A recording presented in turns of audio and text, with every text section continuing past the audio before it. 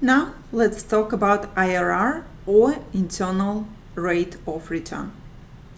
The internal rate of return is a metric used in financial analysis to estimate the profitability of potential investments.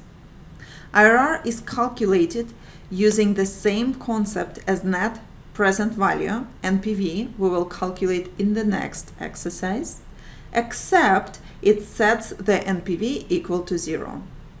Generally speaking, the higher an internal rate of return, the more desirable an investment is to undertake. In our example, the company purchases an important software for $45,000. That software saves money to the company in the next 5 years as it increases efficiency of the processes. Let's see what the IRR would be for the company in this case scenario. Please make sure that your investment of $45,000 is negative, it's cash outflow, and the money saved are cash inflows.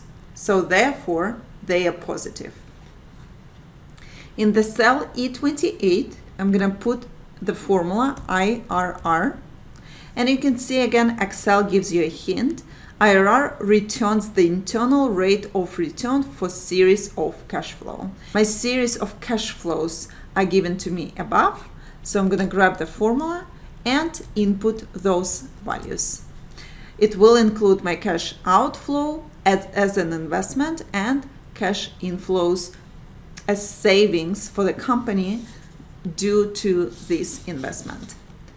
I'm clicking enter and I see that my IRR is 23%, meaning it's totally worth it to invest into the software to save money in the future for that company.